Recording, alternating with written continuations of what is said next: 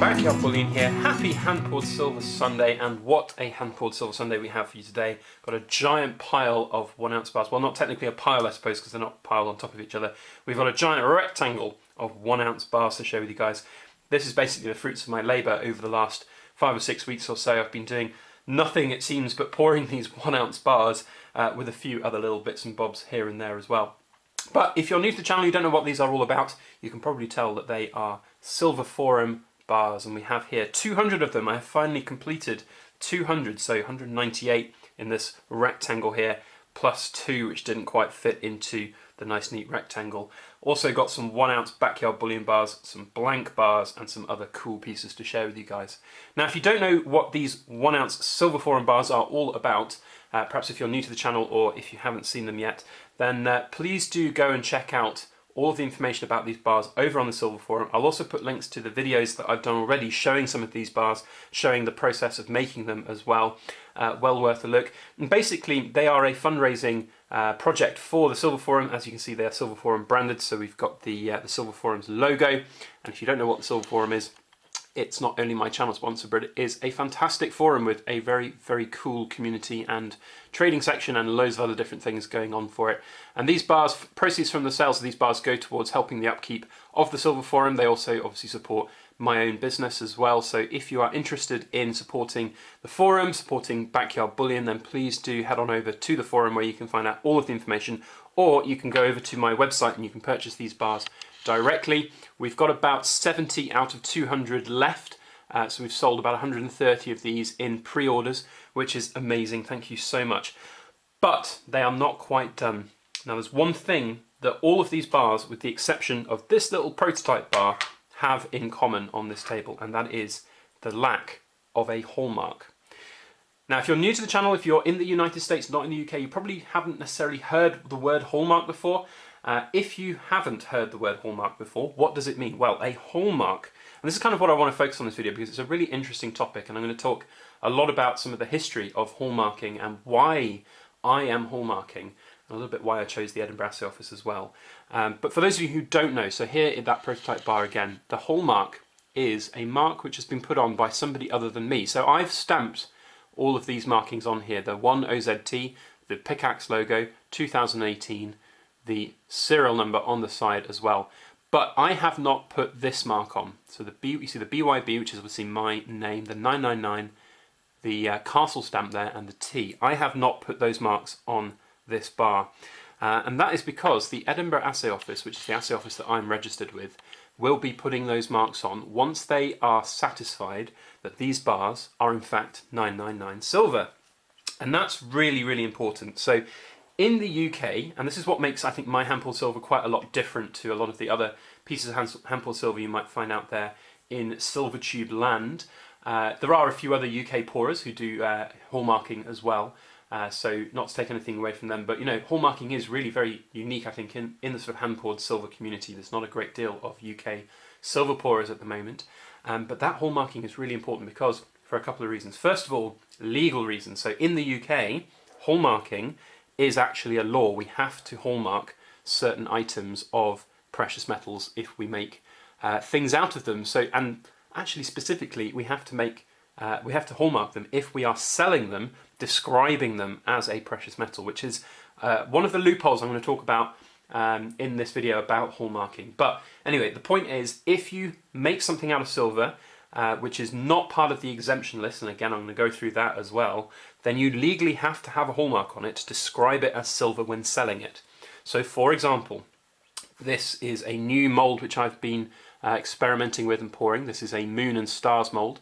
It's a 3D mould, and it would not be part of the exemption list. Now, the exemption list actually has bars in it, so you could say this bar here does not legally need to be hallmarked. Well, no, it doesn't, and we'll touch on why I've hallmarked those in a bit. But something like this, which is a 3D piece, it's different. It's not just a bullion bar that's expected to be melted down at some point in the future. Something like this will need legally to be hallmarked if I was to sell it and describe it as silver. That's just the law. That's what's been around for hundreds and hundreds of years, and in fact a lot of the assay offices in the United Kingdom, there's 4 of them in total, so London, Birmingham, Sheffield and Edinburgh, they've been around for hundreds and hundreds of years, and hallmarking is not something that's new in the UK, but the latest legislation in the UK dates to 1973. So in that legislation it says basically anything over 7.78 or something grams of silver that's described as silver to be sold needs to have a hallmark. So this is one of the newest pieces which I'm working on. It will be sent up with this giant batch of items for its hallmark, and it will have it underneath the BYB here, and then I can sell it and I can describe it as silver. Now there are obviously some exemptions and loopholes, so we'll talk about the exemptions first. So bars are actually exempt from hallmarking, technically speaking, and it's something that's proved to be not a clean-cut area as to what constitutes various exemptions in the list. There are different wordings in the list to have exemptions, so you can have bars, sheets, pipes, things like that, and it also has the word bullion. So basically, in the exemption list it says any article which is basically a bar, a sheet, a plate, a pipe, or a piece of bullion is exempt from hallmarking when selling it. So theoretically, I guess you could argue, well, this is just bullion, it's pure silver, it's 999 silver, therefore it's just a piece of bullion. It's a murky area for those ones, but the word bar is specifically mentioned in the exemption list. So you've got here the bars which we're hallmarking. Now you might ask, well, if we don't by the letter of the law have to hallmark it, why are we hallmarking it? Well, a couple of reasons. One, I don't really want to skirt with the law just in case somebody ever comes along and says, well, these bars are particularly pretty, so they constitute an art piece, therefore you need to have them hallmarked.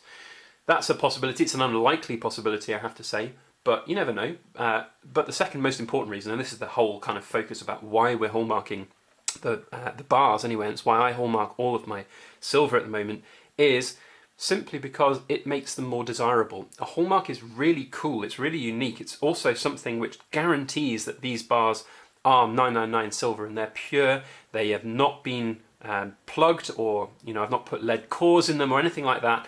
Not that I would do that, but there have been pieces of silver that I've seen and have been sent to me by people in the community who've bought things off eBay that were marked with 999 silver but were clearly not 999 silver. So you guys know without a shadow of a doubt that it is 999 silver. And for that reason I have these blanks here. So you've probably seen them. Why have I got blank bars sitting here? Well, these are basically going to be spares. So these 200 bars, are going up to Edinburgh this week. In fact, after I finish filming this video, Mrs. Backyard Bullion and I will be packaging all of these up. We'll be working out what best way it is to actually package them in a big box safely so they're not going to rattle around and damage each other, etc.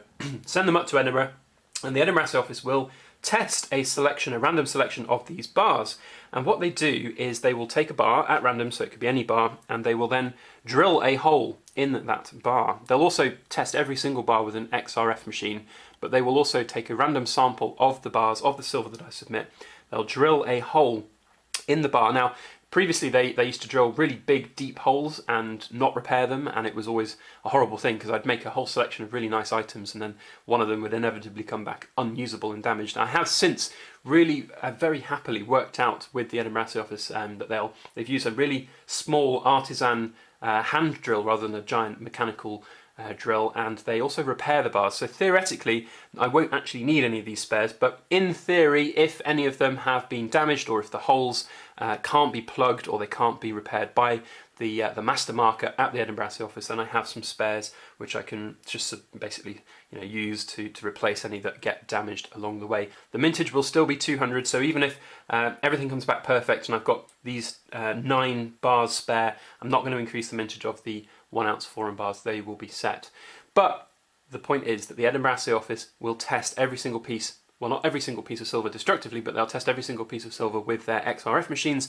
They'll also test every certain percentage of the sample of that submission with the chemical testing. And that's not just drilling a hole to make sure it looks like silver. They actually physically test it in I don't know what the machines are, but what they're called. I used to watch CSI all the time, and they had their mass spectrometers. I think that's the word. They'll make sure that the content is 999 silver. On previous submissions that I've had, and when I went up there, I talked with them about what my results were. I was getting 9997. So 397 silver, you know, it's a really, really high quality silver. We know that what we're getting from the European Mint is great stuff.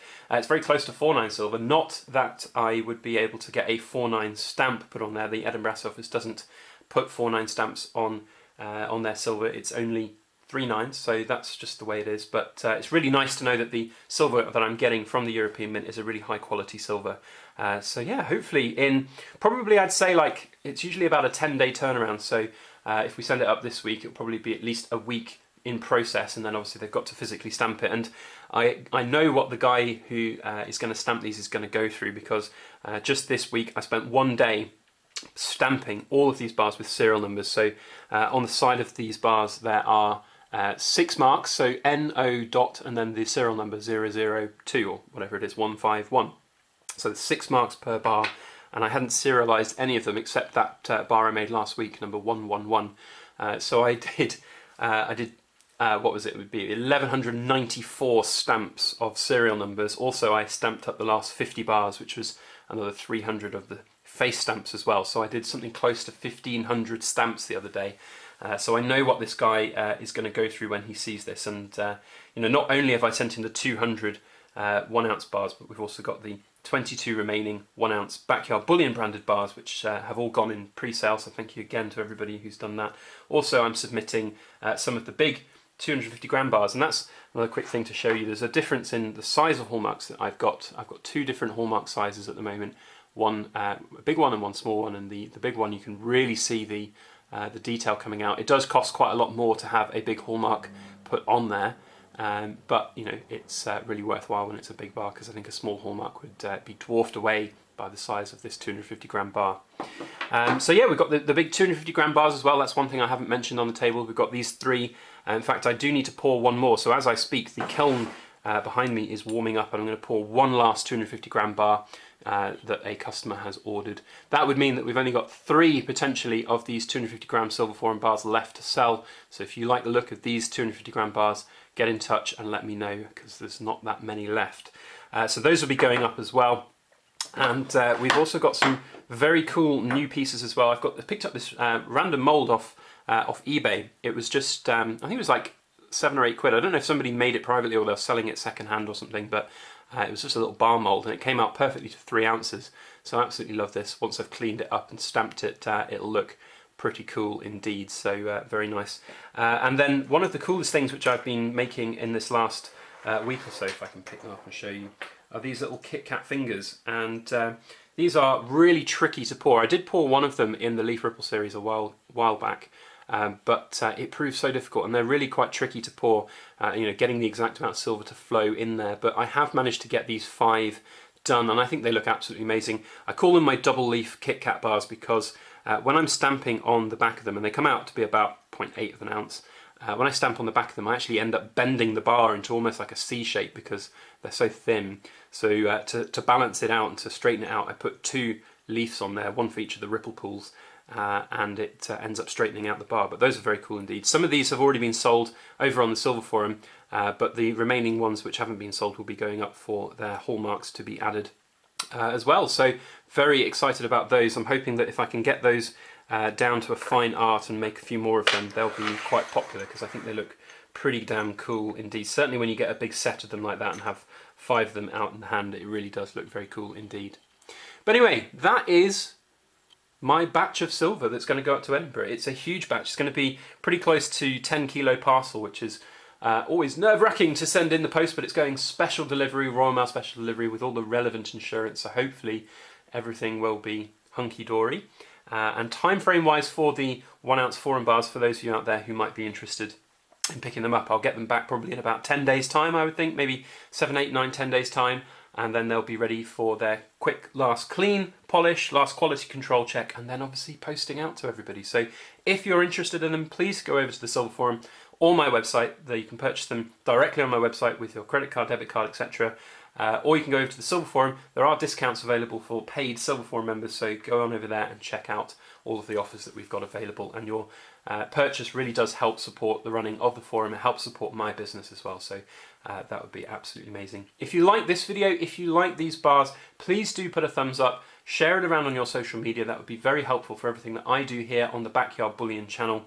And if you haven't subscribed to my channel already, please make sure you hit that subscribe button. And if you do hit that subscribe button, hit the little alarm bell and you get a notification when I upload future videos. The next time you'll see all these bars, they'll have all their hallmarks, and it will be the last time that they'll all be together, because I will be then posting them off to everybody. So it's a bit of a sad time when that happens, but I'm going to enjoy them while I've got them. It's not very often that you get to see 200 plus of these 1 ounce bars sitting out on the table here. Anyway, I'm starting to ramble. That's all I have to say. Thank you everybody for watching. I hope you've had a fantastic weekend, and I hope that you all have an amazing week ahead.